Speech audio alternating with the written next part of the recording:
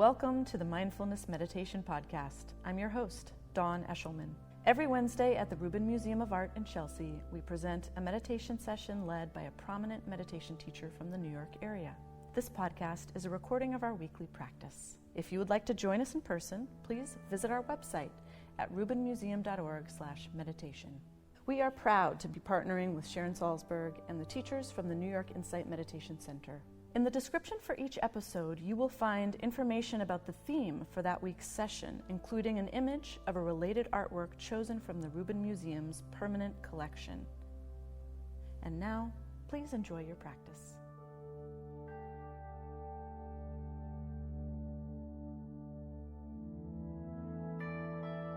So for today, I'd like to welcome Tracy Cochran back here. Tracy is the editorial director of Parabola magazine. Her articles have appeared in the New York Times, Oprah magazine, Boston Globe, Boston Review, New York Magazine, and other publications. Her stories have been included in anthologies, including the Best Spiritual Writing Series, Writing for Their Lives, and Sacred Voices, Essential Woman's Wisdom Through the Ages. She's a teacher at the New York Insight Meditation Center and the founder of Tarrytown Insight, a weekly meditation group in Westchester, New York. Tracy teaches mindfulness meditation and mindful writing classes and retreats throughout the greater New York area. She also meets with individuals and with groups. And you can find her Parabola magazine upstairs in the gift shop as well. So please help me welcome Tracy. Thank you.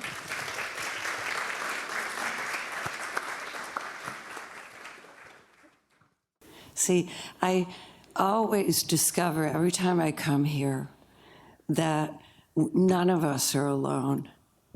That when I sit with you, and I have friends here now who wave to me, somebody greeted me on the street, the very first thing I have to be grateful for is this two-way exchange. So 2016 is almost over. And most people I read and hear from, and I see hand gestures right now indicating, what a relief, what a relief. I'm so glad that it's over. What a year. There's been so much loss. And just yesterday, we lost Princess Leia, the leader of the resistance. Beloved Princess Leia, my contemporary, our hero. So it can be hard at times to remember what we can be grateful for right now. It's so easy to feel bereft and in darkness. And it's a dark time. We talked about that last week. And a friend of mine said it's not just dark in the north and the west, but in Asia, they call this a time of deep yin, a time of coziness. There too, it's not just in Denmark. To be cozy, to draw in, to thank ourselves for all we've done to keep going. So in times like this, it's quite wonderful to think small. Very, very small. Another thing I saw from a friend on the internet is that I can't believe a whole year has passed since I failed to become a better and more peaceful person. Maybe you can relate. So again, my counsel to you from long experience is to go very, very small. The great Zen Roshi Suzuki said, notice your exhale right now. Notice and allow the exhale to just vanish completely. We can do it even before we sit. And notice how life comes back in with the inhale. It just comes to us.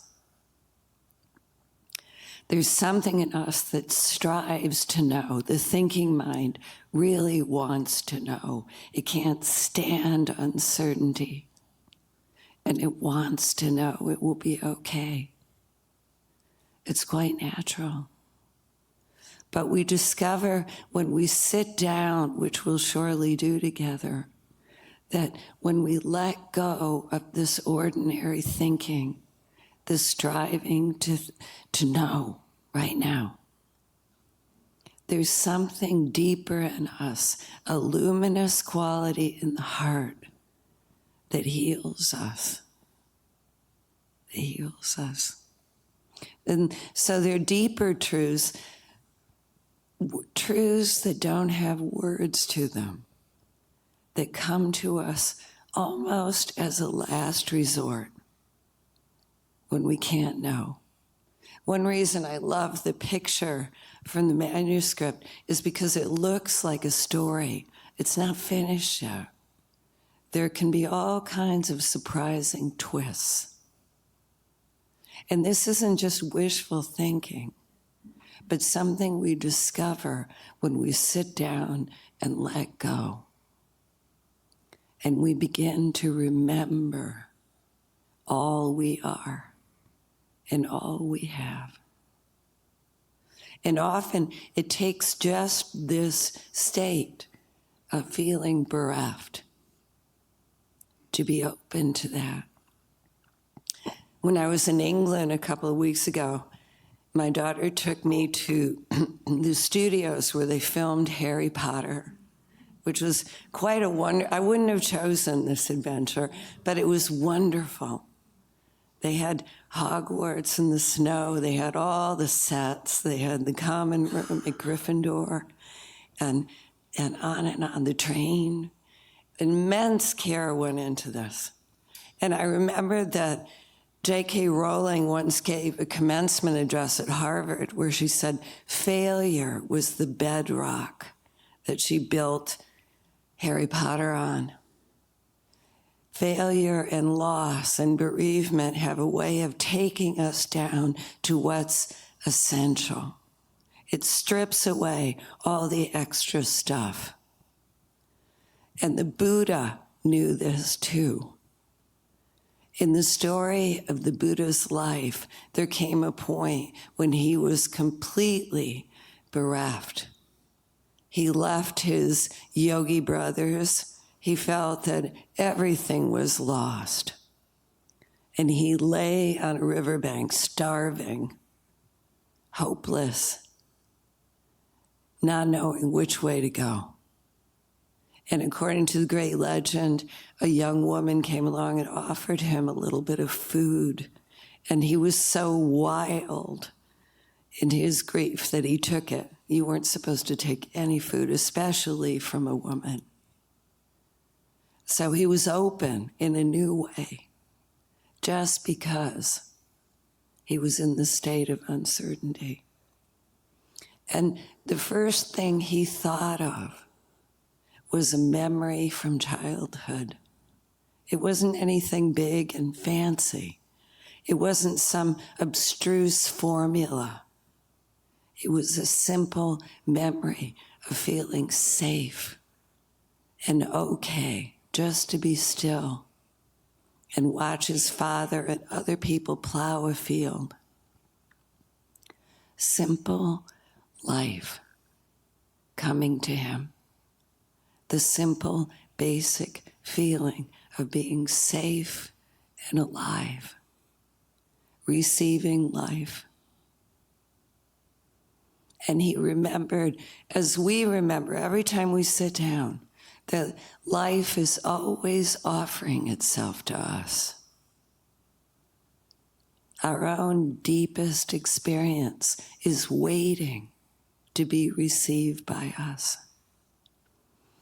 Last week, and a few times when I've come here since Thanksgiving, I've talked about feeling grateful to the ancestors, the way Native people always are.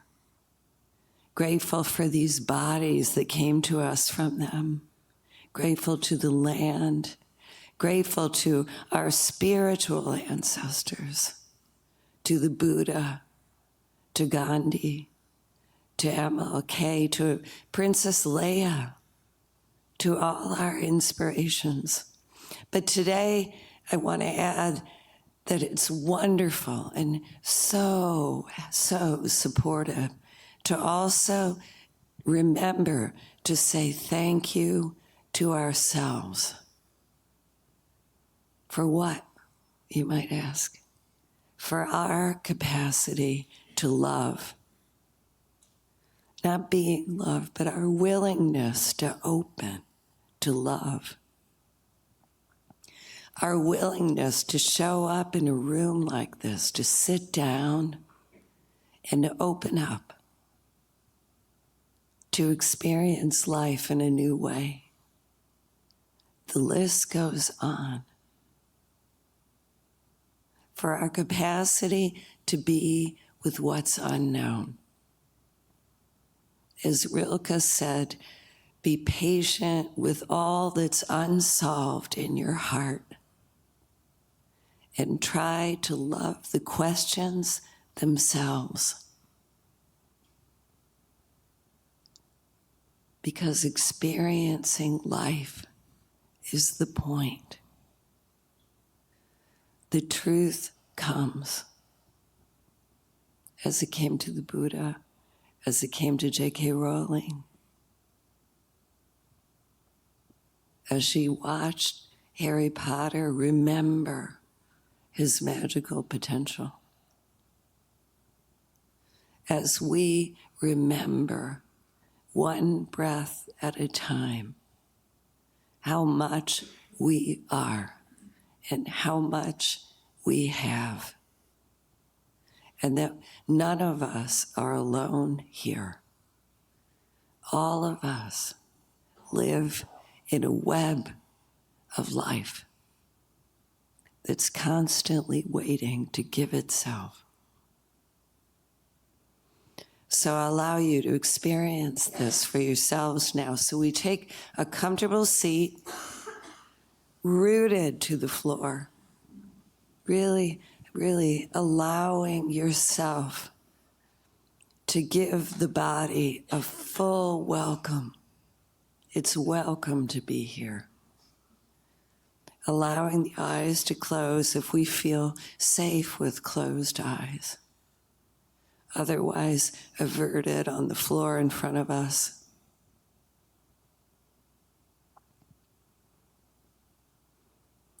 And we turn our attention to this body, this heart, and this mind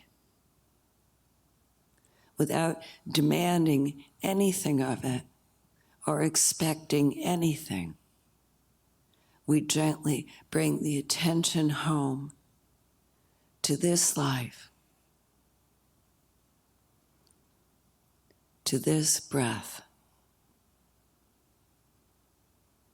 allowing ourselves to experience each breath where we feel it most strongly today, either at the nostrils or in the rise and fall of the chest or the diaphragm, without seeking to change it. We just gently ride the attention, ride the breath with our attention.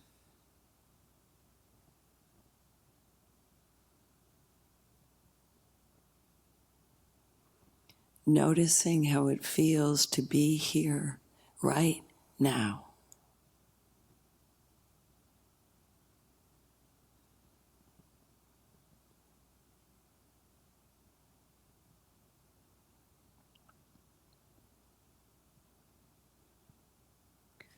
Allowing ourselves to feel grateful for this being who breathes.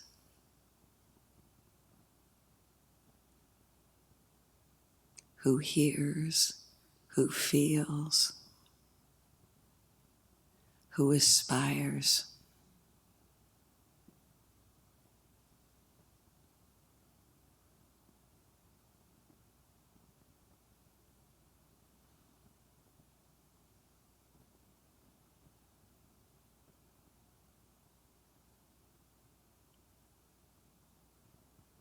when thinking happens, we gently notice this, and without judgment, we bring the attention home again to the breathing and the experience of being here in this body.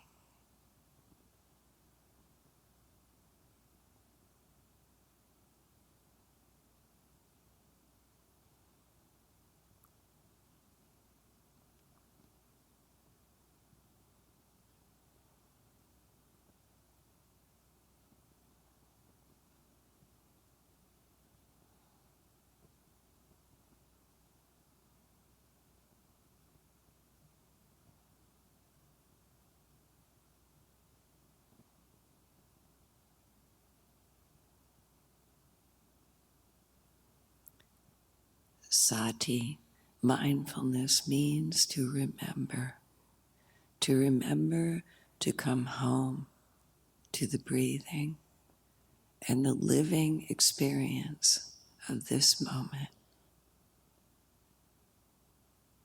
this life.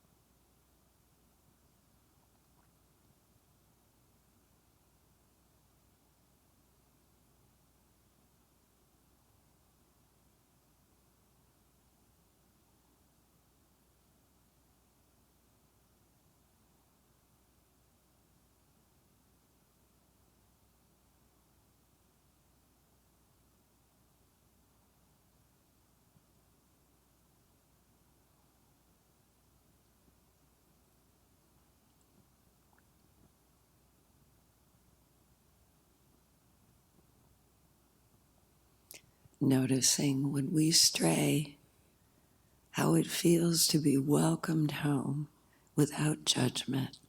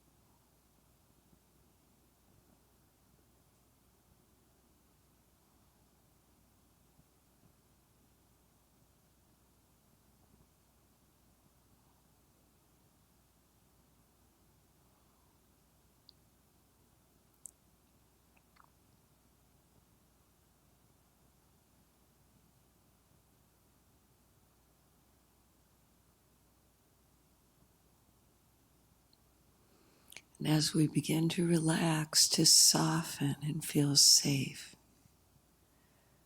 under the gaze of our own attention, we notice the vibrancy inside us and a light of awareness that is not thinking, but receptivity.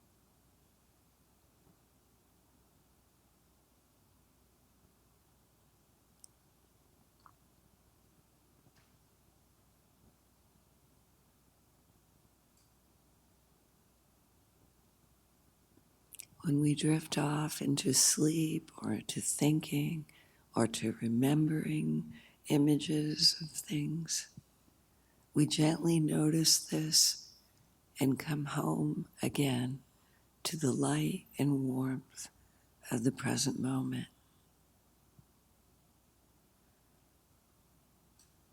Allowing ourselves to be what we are without judgment.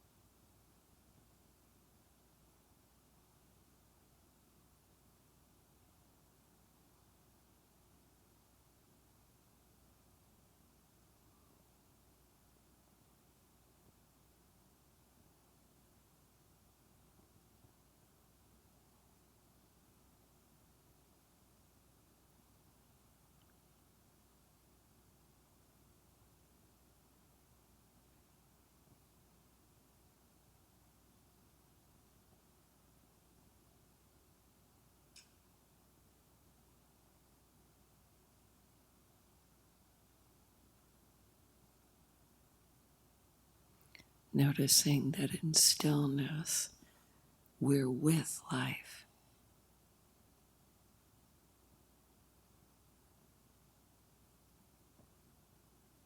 It comes in, it goes out.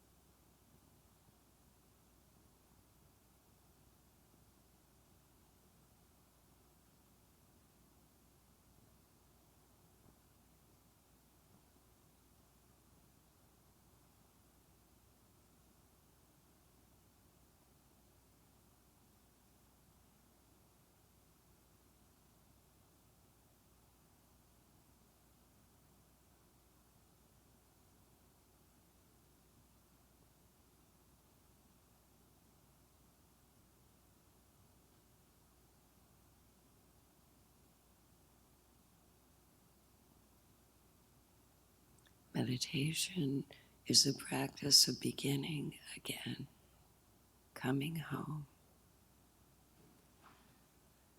and also a practice of allowing, letting be.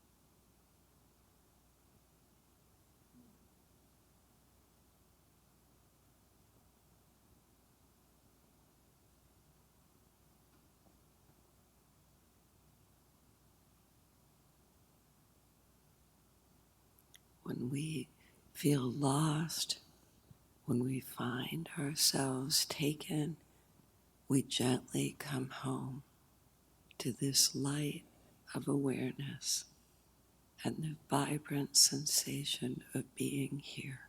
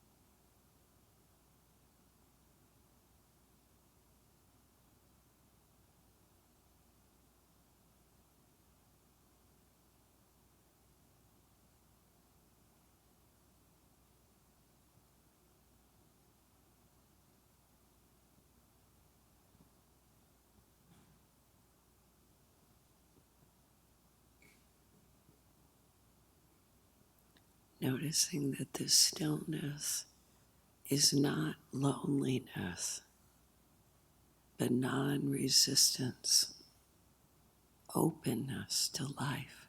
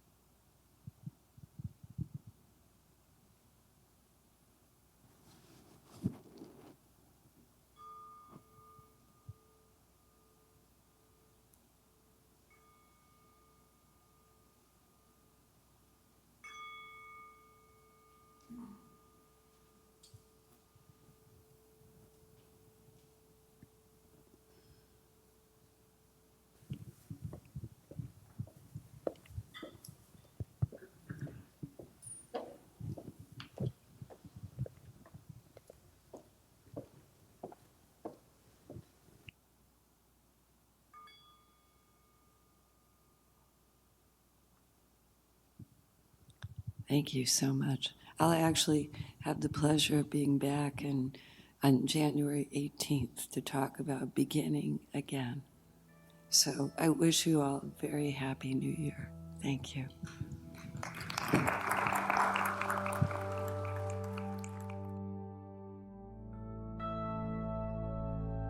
That concludes this week's practice. If you'd like to attend in person, please check out our website, rubinmuseum.org/meditation, to learn more. Sessions are free to Rubin Museum members, just one of the many benefits of membership. Thank you for listening. Have a mindful day.